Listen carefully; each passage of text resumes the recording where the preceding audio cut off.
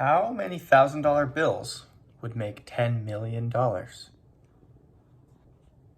What is 1/5 of the world's 6.2 billion population? What is the hypotenuse of a right triangle with legs 10 and 24? Don't write it down. Just do it mentally. This is Rheta Rubinstein's Mental Mathematics Beyond the Middle Years. Why, what, and how.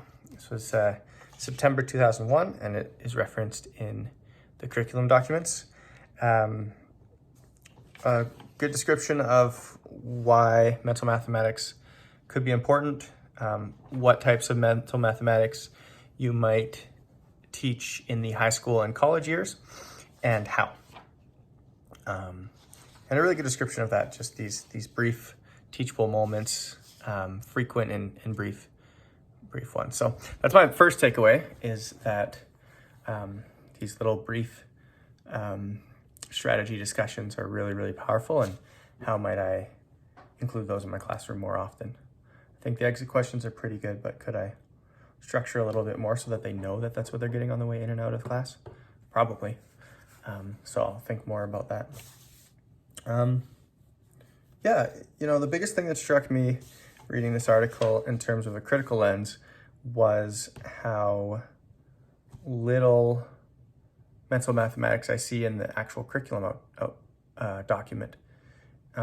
This was one of the 11 articles that were specifically in the Alberta curriculum, not the 100 that were in the Western protocol, but one of the 11 articles that the Alberta curriculum thought were important enough to directly reference.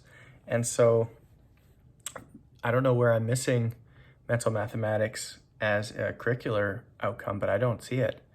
I see having to understand the operations, and I see having to, have numeracy, but I don't see mental mathematics. Maybe I missed it. Maybe I'll look again, maybe in the front matter, when they're talking about what math is, and it, being connections and communication and all of those pieces. Yeah, maybe it's in there somewhere.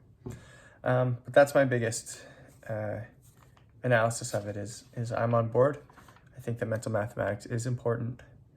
And I liked the strategy that were described here 20 years ago.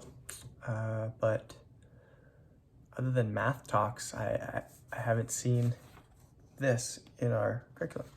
So maybe I missed it, or maybe the article got in, but the actual content didn't. As this isn't a research piece, this is an opinion piece, an argument piece. So there's not a lot to critique there. Most of her knowledge is from her experience teaching her math classes at university. I think that cohort of students is probably quite a bit different than mine in grade 6 or than ours in Alberta K-9.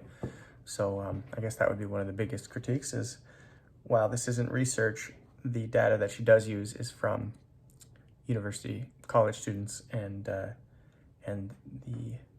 ideas she comes out with are, supposed to be used on K-9.